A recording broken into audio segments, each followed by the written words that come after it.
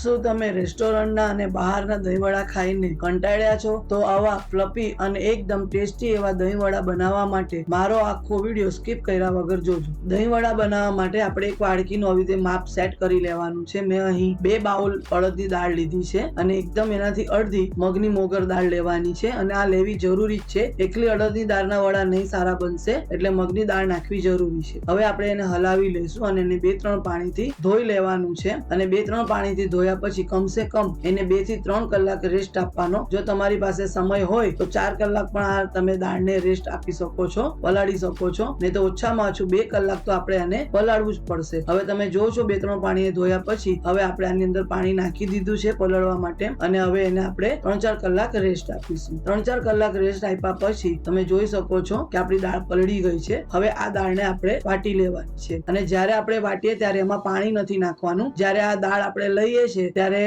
આ જે પાણી છે તે પણ આપણે કાઢી લેવાનું છે અને પાણીની જરૂર પડે તો 1 જ ચમચી જ નાખવાની, વધારે નહીં નાખવાનું. અને આ રીતે આપણે એકદમ ઝીણું એને પીસી લેવાનું છે. જો તમે જોવો છો મેં આની અંદર પાણી નથી નાખ્યું, આ એમ જ મેં પીસી લીધું છે. થોડીક વાર તમે પલ્સ બાજુ રાખશો તો તમારી આ દાળ સરસ એવી પીસાઈ જશે. હવે આપણે આને એક બાઉલમાં કાઢી લઈશું અને બધી દાળ આપણે આવી રીતે એક બાઉલમાં કાઢી લેવાની છે. આપણે બધું ખીરું આને એક બાઉલમાં લઈ લેવાનું છે અને ત્યાર પછી આપણે, મને બાઉલ નાનું પડ્યું એટલે મેં એને તપેલીમાં લઈ લીધું છે. ત્યાર પછી એની અંદર આપણે થોડી કોથમીર નાખીશું, થોડી હિંગ નાખીશું, જીરું નાખીશું 1 ચમચી અને મીઠું નાખીશું સ્વાદ પ્રમાણે અને થોડી આદુ મરચાની પેસ્ટ નાખવાની છે. તમને આદુ મરચાની પેસ્ટ નહીં હોય તો કાપેલા મરચા પણ નાખી શકો છો અને નહીં નાખવા હોય તો પણ ચાલશે, એકદમ ઓપ્શનલ છે, એને તમે સ્કીપ કરી શકો છો. ત્યાર પછી એને આવી રીતે હલાવવાનું છે અને એક જ ડાયરેક્શનમાં હલાવવાનું છે. પહેલા હમણાં મેં ચમચીથી હલાવ્યું છે. આપણે જેટલું એને હલાવશું તેટલું આપણું જે આ ખીરું છે ફ્લફી બનશે અને એકદમ ઉજળું ઉજળું બનશે. એકદમ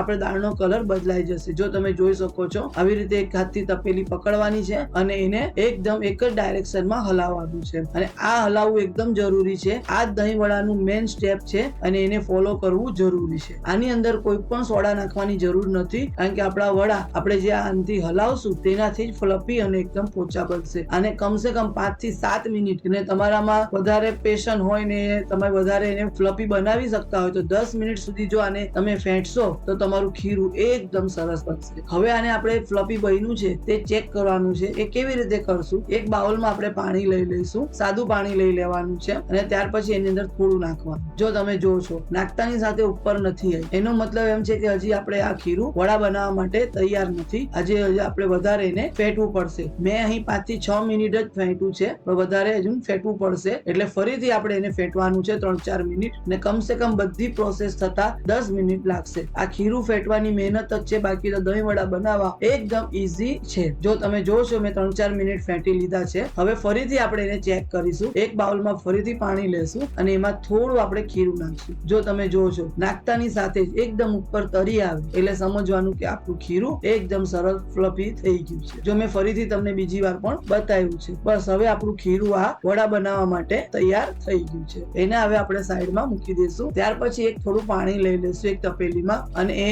આપણે થોડું આમ વરાળ નીકળે એવું જ લેવાનું છે અને એની અંદર આપણે થોડું મીઠું નાખી દેવાનું છે અને હિંગ નાખવાની છે. આ સ્ટેપ સ્કીપ નથી કરવાનું, આ રીતે જ લેવાનું છે તો જ સરસ તમારા દહીંવડા બનશે. હવે આપણું તેલ પણ થઈ જવા આવ્યું છે. એને ચેક કરી લેવાનું છે કે આપણે વડા તળવા માટે તેલ બરાબર છે કે નહીં. તેલનું ટેમ્પરેચર એકદમ વધારે નહીં હોવું જોઈએ. તેલમાંથી ધુમાડા નથી નીકળવા દેવાના. એકદમ રૂમ ટેમ્પરેચર પર પણ એકદમ મીડિયમ જેવું આપણે તેલ ગરમ કરવાનું છે. ત્યાર પછી આપણે એના વડા નાખી દેવાના છે અને બહુ મોટા મોટા વડા નથી નાખવાના. આ રીતે મીડિયમ સાઈઝના જ વડા નાખવાના છે અને જ્યારે આપણે વડા નાખીએ ત્યારે મીડિયમ ગેસ રાખવાનો છે. એકદમ ફાસ્ટ ગેસ પર આપણે વડા નથી કરવાના, નહીં તો ઉપરથી એકદમ લાલ થઈ જશે અને અંદરથી કાચા રહી જશે. જેમ જેમ વડા તરતા જશે તેલની ઉપર તરવા માંડશે, કારણ કે આપણું ખીરું એકદમ સરસ ફ્લફી અને એકદમ ઉજળું ઉજળું થયું છે. જો તમે જોઈ શકો છો આપણું ખીરાનો કલર પણ કેટલો સરસ આવ્યો છે. હવે આપણા વડા થઈ જવા આવ્યું, ધીમે ધીમે એક સાઈડ થઈ ગયા છે અને તેલની ઉપર તરવા માંડ્યા છે. હવે આને આપણે પલટાવી લઈશું. ઘણા લોકોને થશે મેં આ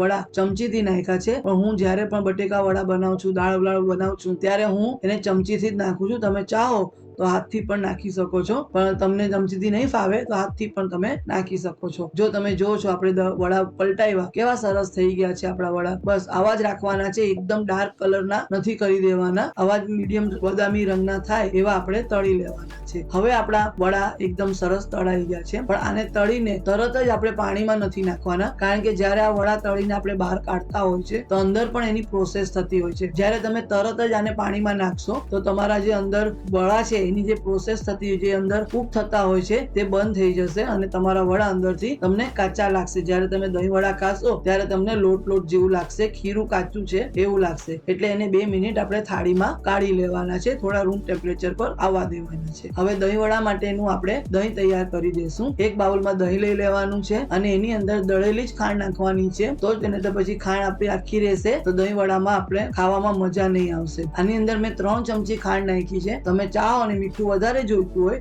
તો 4 ચમચી પણ નાખી શકો છો. અને એને વિસ્પરથી જ હલાવવાનું છે. આમાં બ્લેન્ડર બી નથી ફેરવવાનું અને મિક્સચરમાં પણ નથી કરવાનું, નહીં તો તમારું દહીં પતલું થઈ જશે. જો તમે જોઈ શકો છો આપણું દહીં કેટલું સરસ થયું છે.